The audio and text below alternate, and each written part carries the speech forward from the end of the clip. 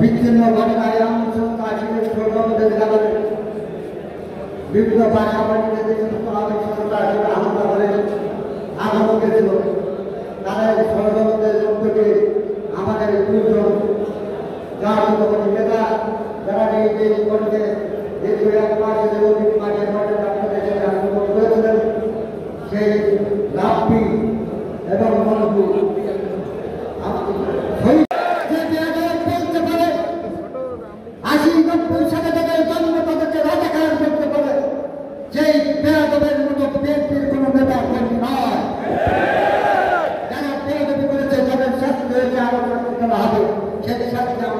আইন শৃঙ্খলার মাধ্যমে নিয়মের বিরুদ্ধে আইনের বিরুদ্ধে দিব। আমরা কেউ আইন হাতে তুলে নিব না, আমারও আপনাদেরকে অনুরোধ রাখছি। বক্তব্য কারণে এই আন্দোলন সংগ্রাম করতে পেরে 5 তারিখে আমাদের দুজন নেতা শহীদ হয়েছে।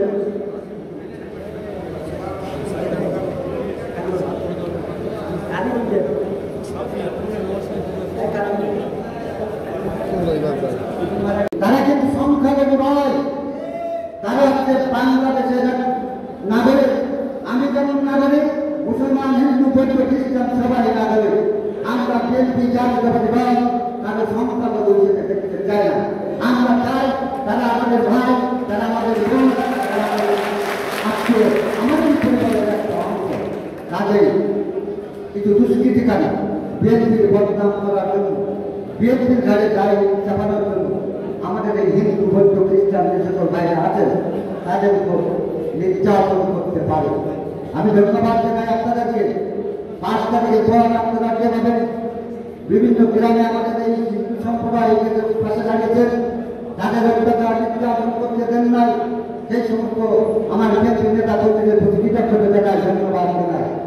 আপনারা আজকের এই মিটিংয়ের পর থেকে, যেহেতু সামনে একটা বড় পূজা আছে, অতীতে দেখেছেন আওয়ামী লীগ আমলে আওয়ামী লীগ নিজেরা হিন্দু পরিবারদের পূজা ধ্বংস করে আওয়ামী লীগ রাষ্ট্রভাবে তাদের উপর হামলা করে তার দায় বিএনপির উপর চাপানোর চেষ্টা করেছে।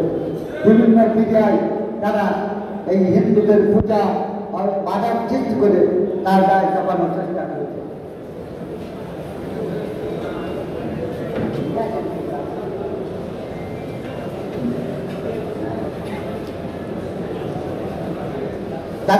তাদের আমাদের উপরে সে দায় চাপানোর চেষ্টা করা হয়েছে। সম্মানিত নেতৃবৃন্দ, আজকে থেকে এখান থেকে যাওয়ার পর যে সমস্ত গ্রামে, যে সমস্ত ওয়ার্ডে, যে সমস্ত ইউনিয়নে হিন্দুদের পূজা মণ্ডপ আছে, তারা নিশ্চিন্তে রাখছে অতীতের ন্যায় তাদের ধর্ম পালন করতে পারে, পূজা অনুষ্ঠান পালন করতে পারে, পূজা মণ্ডপ তৈরি করতে পারে। আপনারা তাদের সাথে বসে যাবেন, তাদেরকে অভয় দিবেন। বিএনপি জাতীয়তাবাদী দল এবং সংগঠন বেঁচে থাকতে আপনাদের সাথে কেউ কোনো খারাপ আচরণ করতে পারবে না। আপনারা তাদেরকে সহজ দিবেন, নিশ্চিন্তে আপনারা আপনাদের পূজা মণ্ডপ তৈরি করুন। আমরা আপনাদের পাশে থেকে দাঁড়িয়ে পাহারা দিব। কোনো দুষ্কৃতিকারী, আওয়ামী দুষ্কৃতিকারী যাতে তাদের এই পূজা মণ্ডপের বলে হামলা করতে না পারে, ঠিক কিনা? আমাদের প্রধান দায়িত্ব আগামী বড় পূজা উপলক্ষে, দুর্গা পূজা উপলক্ষে তাদের পাশে দাঁড়ানো। এবং আমি আজকে কিছু হিন্দু ভাইদেরকে দেখলাম, তারা পোস্টার নিয়ে সংখ্যালঘুদের উপর আক্রমণের প্রতিবাদে তারা মানব বন্ধন করছে। আমি প্রিয় সাংবাদিক ভাইদের কাছে চেষ্টা করতে চাই, তাদের কাছে জিজ্ঞাসা, আমি বলতে পারি, বুক খুলে বলতে পারি, আমার কালীগঞ্জে কোন হিন্দু পরিবারের উপর কোন নির্যাতন হয় না। যদি আপনারা একটি প্রমাণ দেখাতে পারেন, তাহলে যদি কেউ আমার দলে জড়িত থাকে বা আওয়ামী দুষ্কৃতিকারী ব্যাপার জড়িত থাকে, তাকে অবশ্যই বিচারের আওতায় আমরা হাতে তুলে দেব। ইতিমধ্যে আপনারা দেখেছেন গতকাল পরশু কালীগঞ্জে একটি ঘটনা ঘটেছে। তাদেরকে আমরা বৈষম্য কমিটি ছাত্র আন্দোলনের সাথে সচেতন করব। আমরা সেনাবাহিনীর হাতে কিন্তু তুলে দিয়েছি। এই বাংলাদেশ আমার একটা, এই বাংলাদেশ নতুনের জায়গা নয়।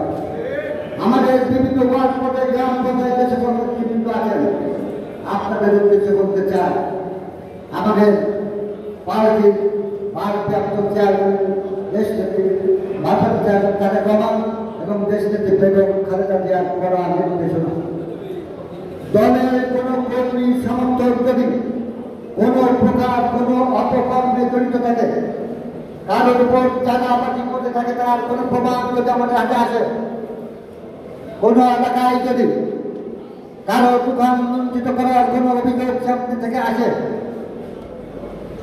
এবং সেগুলো যদি আপনারা রক্ষা না করতে পারেন, সেগুলো বিচারের আওতায় না আনতে পারেন, তাহলে দায়িত্ব কিন্তু আমরা নিব না। প্রশাসন যদি আপনাদের উপরে তাদের প্রশাসনিক কার্যক্রম চালায়, সেই সমস্ত নেতৃবৃন্দের দায় কিন্তু বিএনপি বাবার অঙ্গ সহযোগী সংগঠন দেবে না। এই মেসেজটুকু আপনারা আপনাদের নেতা কর্মীদের পৌঁছে দেবেন।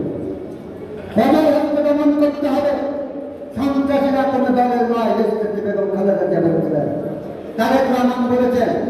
সুতরাং এই বিষয়গুলো আপনাদেরকে পাহারা দিতে হবে। আপনারা মিথ্যা তথ্য প্রমাণ দেবেন না। সেনাবাহিনী কিন্তু এই তত্ত্বাবধায়ক সরকারকে সহযোগিতা করছে, আমাদের সংগঠন কেন্দ্রীয় কিন্তু সহযোগিতা করছে।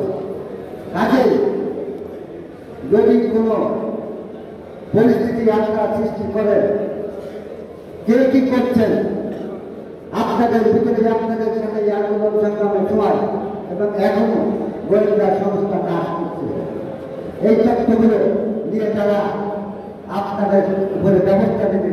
আমাদের গরমে শুধু থাকবে না, যত ব্যক্তি শ্রমিক থাকুক না কেন, যত ব্যক্তিটা থাকুক না কেন, যত মাস যত বছর যেন বিভিন্ন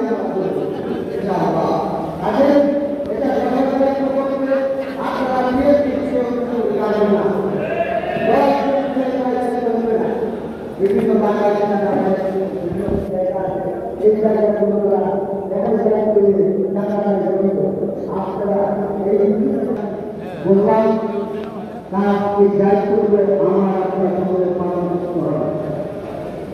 যে কারণে এই মেসেজগুলো আপনার গ্রাম আমাদের পৌঁছে দিত। আমি আগেও বলেছি, আবার পুনরাবৃত্তি করছি, সাংবাদিক ভাইরা আপনারা সমস্ত জায়গায় সহযোগিতা উপস্থিত হয়ে সবসময় একই থাকবো। আমরা এই দেশটাকে যেমনভাবে করতে চাই, এই কার্বন আমরা সুন্দরভাবে জনগণের মতামতের ভিত্তিতে আমরা গড়ে তুলতে চাই।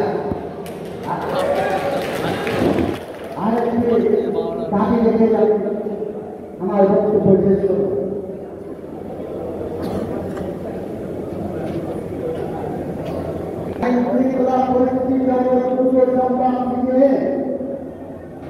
বাংলাদেশের মানুষের করার অধিকার দিয়ে গণতান্ত্রিক রাজনীতি দলকে রাজনীতি করবার অধিকার দিয়ে অতি দ্রুত জনগণের নির্বাচনের মনের সরকার জনগণের হাতে দিয়ে দেবে।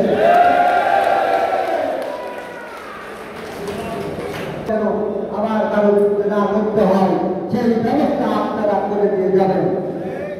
আপনাদের পাশে আপনারা আছেন, চেয়ারম্যান তারেক রহমান বলেছেন, আমাদের মহাসচিব বলেছেন, আমরা আপনাদের সার্বিক সহযোগিতা করব।